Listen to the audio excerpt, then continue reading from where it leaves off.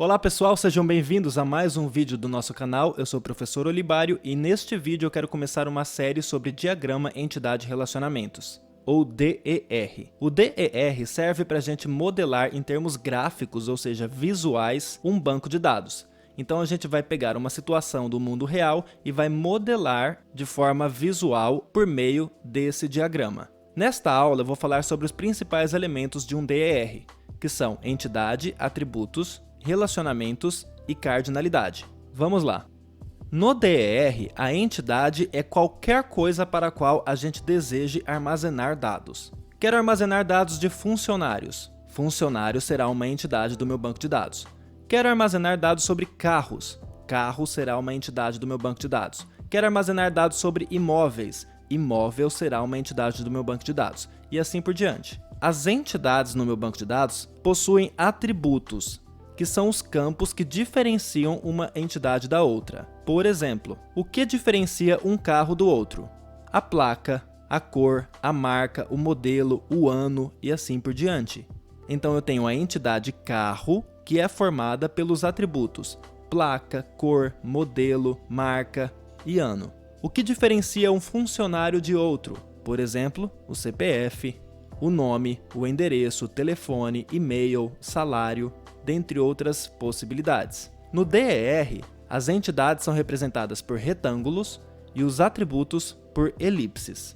Suponham, por exemplo, que nós queiramos salvar dados de empregados. Se queremos salvar dados de empregados, empregado é uma entidade. O que diferencia um empregado de outro? Por exemplo, o CPF, o nome e o endereço. Então eu tenho a entidade empregado dentro de um retângulo e tenho seus atributos, CPF empregado, nome empregado e endereço empregado. E eu ligo esses atributos à minha entidade por meio dessas linhas. Então aqui eu tenho um diagrama entidade-relacionamento com a entidade empregado e os atributos CPF, nome e endereço. Poderia ter vários outros atributos aqui.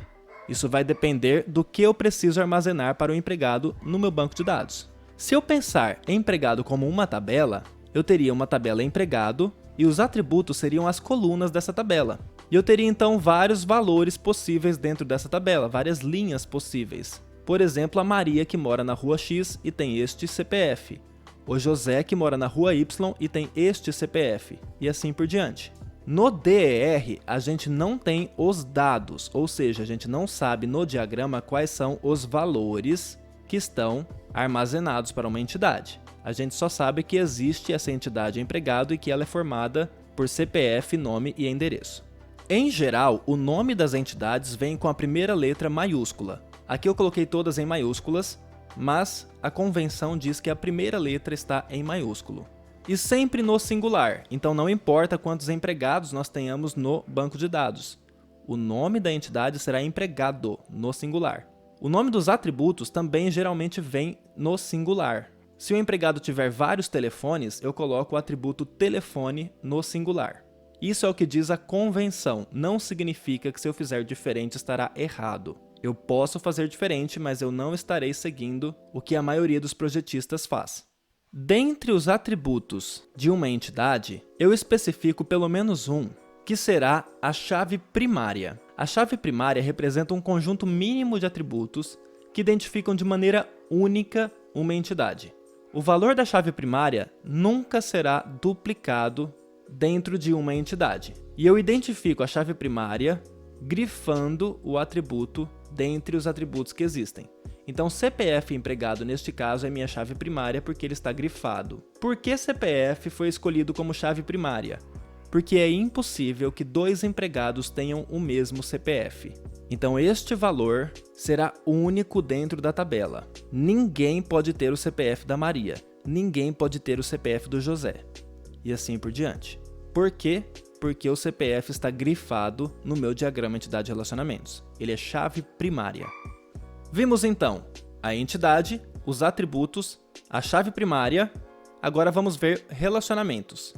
No DER, o relacionamento vem dentro de losangos. E os relacionamentos são as associações entre as minhas entidades. Por exemplo, uma pessoa trabalha para a empresa. Se eu quero identificar isso por meio do meu diagrama, eu faço entidade pessoa, trabalha para, dentro de um losango, empresa e ligo os dois por meio das linhas. Portanto, tem as entidades, que são qualquer coisa para a qual eu queira salvar dados, e essas entidades se associam ou se relacionam por meio de relacionamentos. A cardinalidade ou multiplicidade diz a quantidade de uma entidade que se relaciona com outra entidade. Aqui nós temos um relacionamento gerencia que tem cardinalidade 1 para 1. O relacionamento trabalha tem cardinalidade n para 1. E o desenvolve tem cardinalidade m para n. O que significa isso? Significa o seguinte: um empregado gerencia apenas um departamento, e um departamento é gerenciado por apenas um empregado.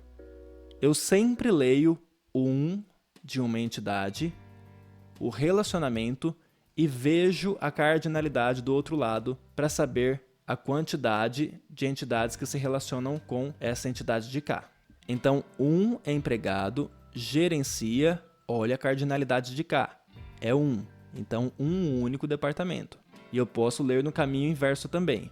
Um departamento é gerenciado, olho a cardinalidade de cá, por um único empregado. Nesta modelagem, é impossível que um empregado gerencie 2 departamentos, por exemplo. Assim como é impossível que um departamento seja gerenciado por mais de um empregado.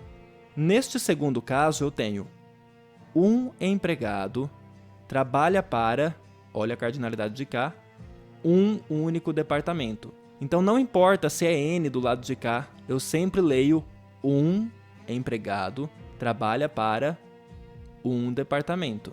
E eu leio a volta da mesma forma, sempre começando com 1. Em um departamento trabalham vários empregados. É isso que esse N me diz. E aqui embaixo, um empregado desenvolve inúmeros projetos. E um projeto é desenvolvido por inúmeros empregados. Ok? Isso pega muita gente. As pessoas leem, vários empregados desenvolvem vários projetos. Não é assim que se lê. É um empregado desenvolve vários projetos. E um projeto é desenvolvido por vários empregados. Sempre leio um de uma entidade, vejo o relacionamento e aí vejo a cardinalidade do outro lado. Quais seriam as diferenças entre este diagrama aqui e este outro? Bom, nesse primeiro caso eu tenho que uma pessoa trabalha para uma única empresa. Então é impossível que essa pessoa esteja cadastrada em mais de uma empresa. E em uma empresa trabalham várias pessoas. Neste outro diagrama, uma pessoa trabalha para inúmeras empresas. Então eu posso ter uma pessoa trabalhando em uma empresa, assim como eu posso ter uma pessoa trabalhando em 2, 3, 4, 5 e quantas empresas ele quiser trabalhar. E em uma empresa trabalham várias pessoas. Então essa é a diferença entre esses dois diagramas aqui. Vamos fazer um exercício? Vamos fazer o diagrama para a seguinte situação. Uma imobiliária mantém os dados dos locadores, que são os donos dos imóveis, os locatários, que são as pessoas que alugam os imóveis, e os imóveis alugados. Os proprietários são registrados por CPF, nome e telefone. Os clientes são registrados por CPF, nome, telefone e e-mail. No caso, os locatários aqui, né? Cada imóvel possui código identificador, descrição, valor do aluguel e endereço. O nome do banco, número da conta e número da agência também são armazenados para fins de creditação do valor do aluguel. Tenho aqui uma situação extremamente simplista de um sistema de imobiliária. O que nós precisamos identificar para fazer o diagrama? As entidades, com seus atributos, os relacionamentos e as cardinalidades. Entidade é qualquer coisa para a qual queremos armazenar dados. Então, analisando essa situação aqui, a gente pode querer armazenar dados da imobiliária, locadores, locatários, imóveis e a conta bancária. Ok, então as possíveis entidades para essa situação são imobiliária, proprietário, conta, imóvel e locatário. É importante que eu escolha bem esses nomes aqui, que eles sejam bem descritivos, para que quando eu olhe para esse diagrama, eu consiga entender a situação do mundo real que está sendo modelada. Tenho as possíveis entidades. Como eu sei quais entidades eu vou considerar no meu diagrama? Bom, eu tenho que identificar os atributos de cada entidade. Os atributos, no caso, são CPF, nome e telefone para os proprietários, CPF, nome, telefone e e-mail para quem aluga, código, descrição, valor do aluguel e endereço para cada imóvel, e nome do banco, número da conta e número da agência para a conta bancária. Opa, a minha situação não fala nada sobre os dados da imobiliária. Eu poderia, por exemplo, salvar o nome da imobiliária, o CNPJ e assim por diante. Mas nesse minimundo aqui que está sendo modelado, não há nenhuma informação desse tipo. Então será que eu preciso considerar a imobiliária aqui? A resposta é não, não preciso, porque não está claro que eu preciso armazenar dados para ela nesse sistema. Se eu não preciso armazenar dados para ela, eu posso excluir essa entidade aqui. Isso, claro, vai depender da situação do mundo real que eu estou modelando, tá, gente? Então nós vamos colocar os atributos nas demais entidades. Vai ficar assim: CPF, nome e telefone do proprietário. Coloquei aqui associados a proprietário. O CPF identifica unicamente um proprietário, ele não pode ser duplicado. Então eu coloquei CPF do proprietário como chave primária. Grifei o atributo CPF. Os atributos dos locatários são CPF, nome, telefone e e-mail. Eu os coloquei aqui. Da mesma forma, selecionei CPF como chave primária. Os atributos do imóvel são o código de referência, descrição, endereço e o valor da locação. Cada imóvel possui um único código que não pode se repetir no meu banco de dados. Então o código é a minha chave primária. Agora olhem que interessante, para a conta eu tenho os atributos nome do banco, número da conta e número da agência. Se eu tivesse selecionado o nome do banco como chave primária, sozinho não daria certo. Por quê? Em um banco eu tenho inúmeras contas. Então esse nome do banco estaria duplicado para várias contas. Então ele sozinho não pode ser colocado. Número da conta. Pode ser que em um único banco eu tenha apenas uma única conta. Mas e se o número de uma conta de um banco for igual ao número da conta em outro banco de um cliente? Então o número da conta sozinho como chave primária também não é bom. Número da agência sozinho também não pode ser chave primária, porque existem inúmeras contas em uma agência. Mas a combinação do nome do banco, número da conta e número da agência formam uma chave primária, porque é impossível que eu tenha nome de banco, número da conta e número da agência iguais, simultaneamente. Então aqui eu selecionei os 3 campos para formarem a minha chave primária. No Banco do Brasil eu tenho apenas uma conta número 1 na agência X, por exemplo. Nada impediria que eu tivesse aqui um código identificador, assim como eu tive no imóvel, e colocasse o código como uma única chave primária, tá? Para esta modelagem eu optei por fazer desse jeito aqui. O que falta agora é colocar os relacionamentos. O exercício não explicita quais são os relacionamentos, então eu vou escolher, de acordo com o meu conhecimento de mundo, possíveis relacionamentos aqui. Eu escolhi possui, disponibiliza e aluga. Proprietário possui conta, ele disponibiliza imóvel e o locatário aluga imóvel. Não é a única modelagem possível, vocês podem relacionar de forma diferente também. Aqui é só um exemplo. Falta agora colocar a multiplicidade. Vamos fazer então a multiplicidade para cada relacionamento. Possui. Um proprietário possui quantas contas? Ele possui uma única conta. E uma conta está associada a quantas pessoas? A uma única pessoa. Então tem um relacionamento 1 para 1. E se for uma conta conjunta entre o marido e a esposa, por exemplo? Aí seria uma conta para várias pessoas, seria N nesse caso aqui. Então notem que depende da modelagem do meu mundo real. Eu coloquei que é 1 para 1, ok? Disponibiliza. Um proprietário pode disponibilizar vários imóveis para serem alugados. Ele pode ser dono de vários imóveis. Então é N do lado de cá. Um imóvel é disponibilizado por vários proprietários. Então eu estou permitindo nesse banco de dados que 2 ou mais pessoas sejam donas de um mesmo imóvel, ok?